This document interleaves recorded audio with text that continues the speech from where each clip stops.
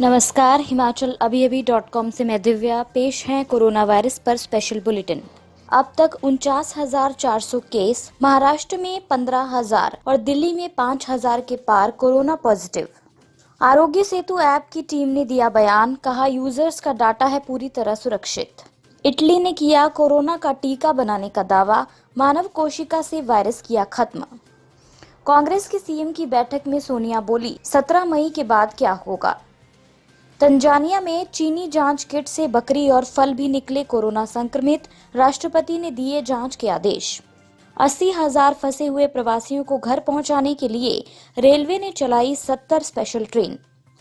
Delhi police ने निजामुद्दीन मरकज के प्रमुख मौलाना साद के बेटे से की 2 घंटे तक पूछताछ। बाजार में लौटी रौनक, सेंसेक्स अब भी 32,000 के नीचे, निफ्टी में भी उछाल। भारत में 86% लोगों को सता रहा नौकरी जाने का डर। अकेले खाड़ी देशों में 3 लाख लोगों ने देश लौटने की दिखाई रुचि। अब समाचार विस्तार से। आपके स्वास्थ्य का प्रहरी, श्री बालाजी हॉस्पिटल, कांगड़ा, हिमाचल। देश में कोरोना संक्रमितों की संख्या 49,400 हो गई है। अब तक 14,000 से ज्यादा मरीज ठीक हुए हैं। इसी बीच तेलंगाना सरकार ने लॉकडाउन 29 मई तक बढ़ाने का फैसला लिया है। सीएम केसीआर ने कहा कि लोगों की जान बचाने के लिए ये प्रतिबंध जरूरी है। हम किसी भी स्थिति से निपटने के लिए तैयार हैं। उत्तर प्रदेश के गाजियाबाद जिले में भी डीएम ने 31 मई तक लॉकडाउन के प्रतिबंध जारी रखने का आदेश दिया है। मंगलवार को महाराष्ट्र में 984, गुजरात में 441, पंजाब में 219, दिल्ली में 206, मध्य प्रदेश में 107, उत्तर प्रदेश में 114, राजस्थान में 97, तमिलनाडु में 508 समेत 2,966 रिपोर्ट पॉजिटिव आई। केंद्रीय स्वास्थ्य मंत्रालय के मुताबिक कुल संक्रमित 46,711 हैं। 31,967 का इलाज चल रहा है। 13,160 ठीक हो चुके हैं और 1,583 की मौत हुई है। बीते 24 घंटे में सबसे ज्यादा 1,020 संक्रमित ठीक भी हुए। संक्रमितों की रिकवरी रेट 27.41% है। भारत सरकार ने कोरोना संक्रमण को ट्रैक करने के लिए पिछले महीने आरोग्य सेतु मोबाइल ऐप को लॉन्च किया था।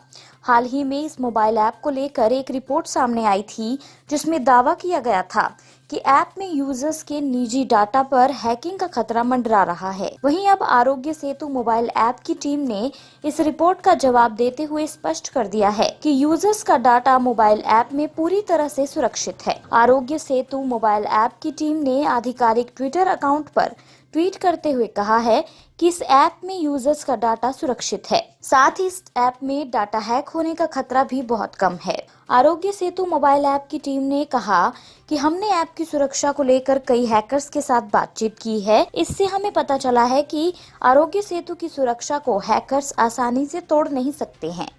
इटली ने दावा किया है कि उसने कोरोना वायरस महामारी का टीका यानी वैक्सीन तैयार कर ली है। इटली की सरकार ने कहा कि उसने एंटीबॉडीज को ढूंढ निकाला है, जिसने मानव कोशिका में मौजूद कोरोना वायरस को खत्म कर दिया है। अगर ये दावा सही निकला तो दुनिया भर के लिए ये बड़ी राहत की बात होगी। इटली की न्यूज एजेंसी के अनुसार रोम की संक्रामक बीमारी से जुड़े स्पालनजानी अस्पताल में इस टीके का परीक्षण किया गया और चूहे में एंटीबॉडीज तैयार किया गया। इसका प्रयोग फिर इंसान पर किया गया और इसने अपना असर दिखाया। वैज्ञानिकों ने एक चूहे पर टीके का परीक्षण किया। पहले टीके के बाद ही चूहे के अंदर एंटीबॉडीज तैयार हो गया, जिसने वायरस की कोशिकाओं को संक्रमित करने से रोक दिया। इस तरह 5 अलग अलग टीकों के इस्तेमाल से बहुत सारे एंटीबॉडीज तैयार हुए, जिसमें सबसे बेहतर परिणाम देने वाले 2 एंटीबॉडीज को शोधकर्ताओं ने चुना। कांग्रेस की अंतरिम अध्यक्ष सोनिया गांधी की कांग्रेस शासित प्रदेशों के सीएम के साथ बैठक शुरू हो गई है। इस बैठक में पूर्व प्रधानमंत्री डॉक्टर मनमोहन सिंह और पूर्व पार्टी अध्यक्ष राहुल गांधी समेत कई नेता मौजूद हैं। इस दौरान सोनिया ने मोदी सरकार पर निशाना साधा। सोनिया गांधी ने कहा कि 17 मई के बाद कैसे।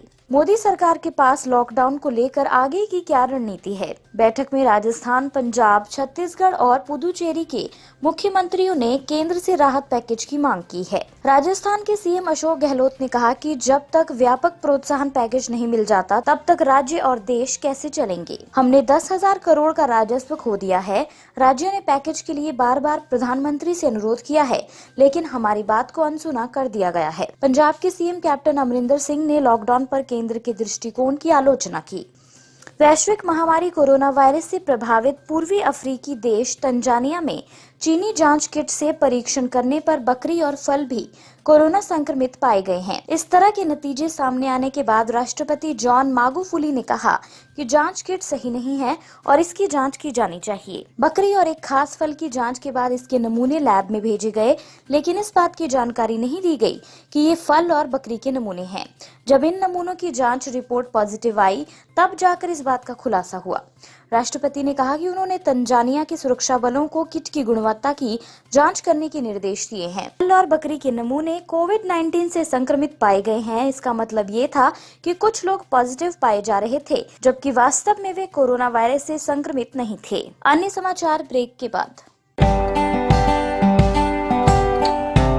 Shri Balaji multi speciality hospital Kangra, जहां आपको एक ही छत के नीचे मिले बेहतरीन चिकित्सा सुविधाएं, cardiology, laparoscopic, general surgery, neuro surgery, orthopaedics, paediatric, radio diagnosis, urology, gastroenterology, ophthalmology, pathology, medicine, anaesthesia और डेंटल जैसी अत्याधुनिक और बेहतरीन चिकित्सा सुविधाएं, 24 घंटे इमरजेंसी सुविधा, 9 बेड के साथ critical care unit, cardiac monitor और डिफिब्रिलेटर्स, सेंट्रल ऑक्सीजन लाइन और वेंटिलेटर सुविधा। हिमाचल प्रदेश के सबसे बड़े निजी स्वास्थ्य सेवा प्रदाताओं में से एक Shri Balaji multi speciality hospital Kangra राष्ट्रीय स्वास्थ्य बीमा योजना के साथ सूचीबद्ध Shri Balaji multi speciality hospital Kangra BPL परिवारों के लिए अस्पताल में कैशलेस भर्ती होने के साथ ही ईसीएच की भी सुविधा। हमारा पता Shri Balaji multi speciality hospital, Balaji Vihar, Ujjain, Kangra. संपर्क करें 9218411108 पर। Shri Balaji multi speciality hospital Kangra.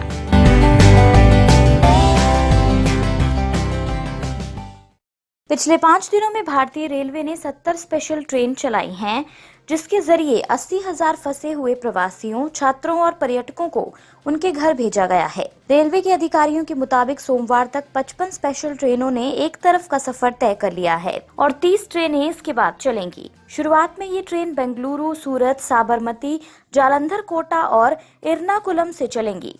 हर ट्रेन में 1000 यात्री सफर करेंगे। रेलवे सूत्रों की माने तो इस वक्त 500 से ज्यादा ट्रेनें चलाई जा रही हैं। अधिकारियों का कहना है कि उत्तर प्रदेश, राजस्थान, मध्य प्रदेश, छत्तीसगढ़, गुजरात, झारखंड, बिहार, तेलंगाना और आंध्र प्रदेश से चलने वाली और यहां आने वाली ट्रेन में यात्री के टिकट खरीदने जैसी कोई दिक्कत नहीं है। उत्तर प्रदेश, मध्य प्रदेश, राजस्थान और छत्तीसगढ़ राज्यों ने कहा कि वे प्रवासी मजदूरों, चाहे वे जा रहे हों या आ रहे हों, के टिकट खरीदेंगे, जबकि झारखंड और बिहार ने कहा है कि वे केवल आने वाले यात्रियों का टिकट खरीदेंगे। दिल्ली पुलिस ने निजामुद्दीन मरकज के मुखिया मौलाना साद के बेटे से मंगलवार को 2 घंटे तक पूछताछ की।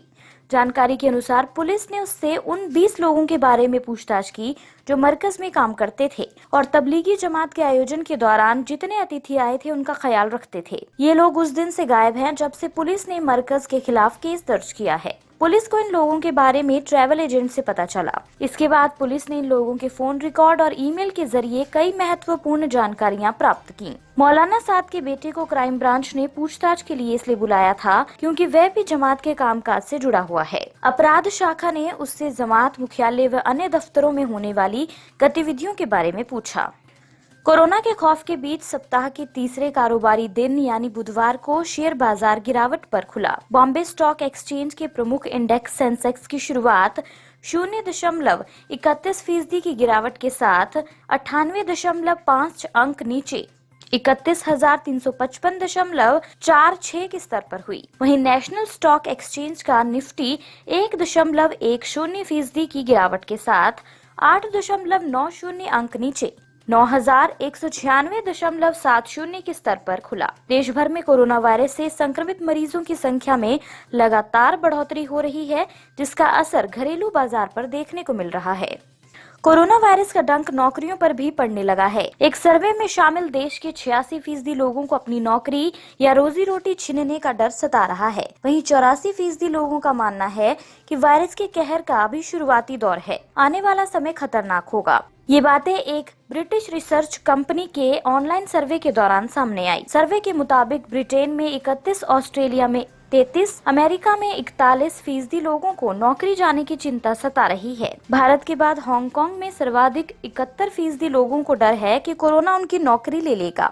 सर्वे में शामिल भारतीयों को उम्मीद है कि आने वाले दिनों में हालात सामान्य हो जाएंगे। कोरोना के कारण नौकरी पर सबसे अधिक खतरा आईटी, निर्माण और मीडिया कंपनियों में काम करने वाले लोगों को है। इन तीनों क्षेत्रों में काम करने वाले लोग भविष्य के मौके को लेकर चिंतित हैं।